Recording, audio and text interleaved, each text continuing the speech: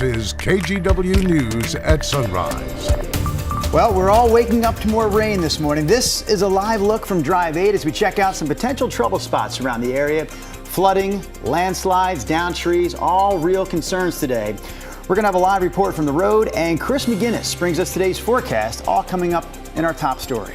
And after months of saying a lack of money would mean less plowing and de-icer on the roads this winter, the Oregon Department of Transportation is now getting more money from the state. Coming up, how long the extra money will last and what it will and won't address. And it's now official. Oregon Ducks quarterback Bo Nix goes from Heisman Trophy candidate to Heisman finalist. We're going to have more on his upcoming trip to New York and an update on his status for the Ducks Fiesta Bowl matchup with Liberty on New Year's Day. Yeah, fingers crossed for him, that's for sure. Hey, welcome to Sunrise on a Tuesday morning. So much to get to, so much rain. Sunrise we are not going to see today. In fact, we were just going to see hours and hours and hours of steady rain, and that's really the main message here is that it is an all-day rain event and a soaking rain at that. Here's a live look at radar right now. Greens, yellows on the map here. And just for a little perspective, yellow generally means moderate rain. I just checked our rain gauge back at the Weather Center. We picked up about 0.2 of an inch of rain in the last hour. I expect rainfall rates like that or better for hours today. And that's why we have the flood watches and flood advisories in effect across the region. Over the last 3 hours, you can see the moisture just continues streaming in from the southwest to the northeast, and that will be with us all day long. We are 58 degrees right now. We were about 64 at midnight, so that'll go down as our high for the day, which, by the way, will be a new record high for today. We'll hover in the upper 50s to about 60 with all-day rain. I don't see it ending until probably after sunset for most of us. We'll walk you through that with Futurecast in just a minute. Let's get you out the door with a live look at the roads. We show you green on the traffic map, so that's good, but there is a lot of water out there. Look at the road spray coming off the cars at the Sylvan Hill and the Banfield. Just standing water, I think, for right now is probably going to be your biggest issue on the roads as we look at Interstate 84. That's out near Providence Medical Center. There's the live look at our Rose City Sky camera. And again, I mean, look at the rooster tails coming off those cars. Yeah. Very wet out there this morning. We're going to stick with this topic, Chris. We're going to talk more about this morning's commute by getting back out to our crew that's on the road in Drive 8 this morning. Right. So Eric Patterson is behind the wheel this morning. Devin Haskins in the passenger seat. So Devin, right now, where are you guys at? Yeah, right now we're at 99E over in the Gladstone, Oak Grove, Jennings Lodge area, you know, right where all those car dealerships are as we're heading northbound on 99E. So kind of giving a look around the area in multiple different directions. We first headed south on I-5. You see those, heard Chris say rooster tails. Definitely saw plenty of rooster tails and some standing water. We got splashed pretty big on our windshield one time where it, more or less blinds you for that second until your windshield wipers can catch up. This is going to be one of those days where you thought you needed to replace your windshield wipers the other day, and today it's going to remind you again that you got to make sure those things are in good working order. So we're going to be kind of driving around all morning. Like I said, we're on 99E right now heading northbound. We're going to hit 224. We'll probably try and hit 205. Maybe make our way up to our friends up in Clark County as well as we drive around this whole morning. But yeah, kind of one of those. Be aware of all that standing water in certain parts. Some areas are worse than others. Others, it just feels like a normal rainy road. We'll send it back to you guys. All right, Devin Haskins and Sunrise photographer Eric Patterson behind the wheel there of Drive 8 for us this morning. Well, the stretch of rainy weather has already proven to be dangerous. This is video of Johnson Creek in southeast Portland yesterday as crews searched for a person who they say was swept away. That search will continue today. Portland Fire says the creek's strong current pulled the person away. First responders also said it's a good reminder for everyone to be aware of rising river levels and the strength of the current here over the next few days. The rain also means flooding and landslides are a concern. Our Catherine Cook took a look at what the city and neighbors are doing to try to prevent problems. Death, taxes, and the leaves on Debbie Kay's Northwest Portland street. I call them applesauce, and they're very slick and hard to drive in. The trees that drop these leaves grow in Forest Park, just 20 feet away.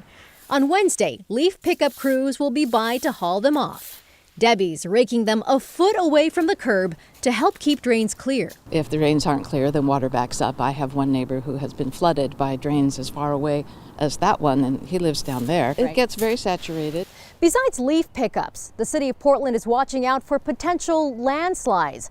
On Monday, crews with PBOT were out here in the West Hills looking for rain-soaked soil, slide risks, and other areas that could use preventative maintenance. We're relieved to see that there's no cause for concern right now. Dylan Rivera with PBOT says that could change.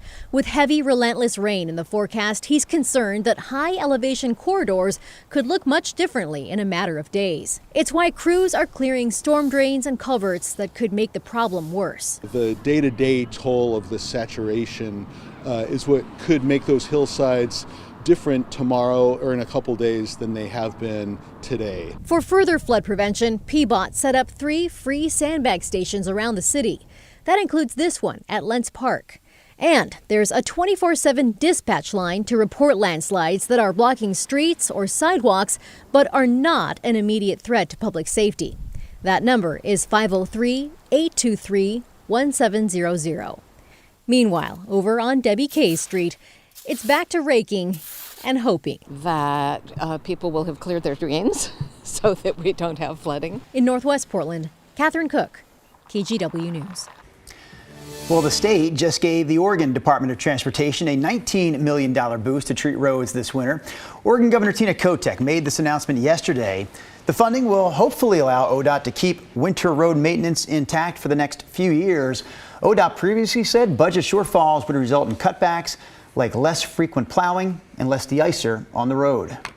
It does allow us to immediately restore overtime, so we are going to be able to have more snowplows out on the road over the day. So people will be able to plow longer hours, they'll be able to respond to incidents for more hours through the day, and we'll be able to keep those winter maintenance service levels higher than they would have been.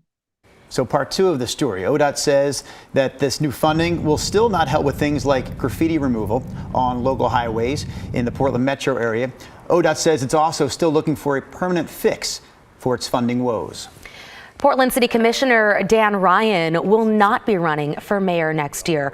Ryan told us back in September he'd considered a run, but decided against it in an announcement yesterday. Current Mayor Ted Wheeler decided he won't be running for re-election. Commissioner Ryan says he'll decide next month if he wants to run for one of the 12 city council seats included under the city's new form of government, set to go into effect in 2025. Well, big news for Ducks quarterback Bo Nix. He is officially a Heisman Trophy finalist. That's right. Bo Nix, one of 4 student athletes across the country, headed to New York City for the award presentation. Nix is the 4th Heisman finalist in Ducks history. He's hoping to join Marcus Mariota as the only Oregon Duck to actually win the award. Nix guided the Ducks to an 11-2 record this season, and he leads the nation in pass completions at 77.2%. The Heisman winner will be announced this coming Saturday night. Also some big news because it was sort of up in the air as to whether or not Bo Nix would play in the Fiesta Bowl. He has his sights set on the NFL, but he already told the team that he will play in that game on New Year's Day. Good for him. Yep. And hopefully he's got a big insurance policy too. We were talking about the news. You were still in your information. You got a lot to talk about. Yeah, a lot going on. Actually, I just wanted to point out as we talk about this atmospheric river that is targeting the region, Grays River is at flood stage, and this is something that, as expected, is expected to continue rising up to about 16.5 feet in southwest Washington a little bit later on this afternoon. So atmospheric river carrying a lot of water and a lot of rain. These yellows and reds indicative of rainfall rates on the order of 0.2 of an inch of rain per hour or more. And it's possible that at some point in the Coast Range we see rainfall rates of 1/3 to 1/2 of an inch per hour at times. So these systems are bringing with them lots and lots of moisture here. That moisture channel is basically lined up from Newport to Portland, right up over the South Washington Cascades.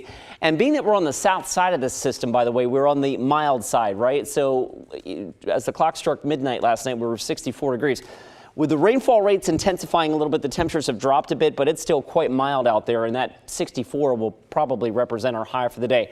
There is our atmospheric river, that long channel of water vapor that goes out a good 800 miles or so offshore, and it is just pointed directly at the southwest Washington and northwest Oregon area, right? And that'll be with us throughout the day today. This is a look at Futurecast at 7 a.m. Again, pockets of rain, moderate to at times heavy. That'll be with us through the noon hour and even into the late afternoon. So our afternoon commute is going to be just as wet as the morning commute, if not wetter, because the rainfall rates may very well increase, and there will be more water on the roads for the drive home from work and school than we already have out there this morning.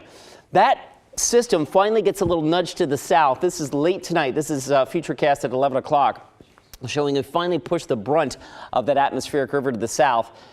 But the damage done by that point. Futurecast is showing rainfall amounts upwards of 2+ inches here in Portland, 2 1/3 in Salem. Don't get too fixated on, who gets the bullseye or whatnot, because frankly, that's not the easiest thing to determine who gets the exact highest amount. But certainly the Coast Range and the Cascades will be the areas that get the most rain from the system. And of course, all of that then drains down into the rivers and causes rises on area rivers. By the way, in the Cascades, it's 42 degrees and raining. This is the live look at Timberline. All right, real quick with our Futurecast model, we get through today's event. A little buckle along that system tomorrow brings us more rain. Another system kicks through here Thursday and Friday. There's a lot of green on the map, but I wanted to point out that Friday has a chance to give us a little window of dry weather, as does Sunday. And you see that reflected in my 7-day forecast. So rain all day today, cooler, still wet tomorrow and Thursday. And then I'm looking for some sun breaks, possibly Friday and again on Sunday. Sunrise rolls ahead after this.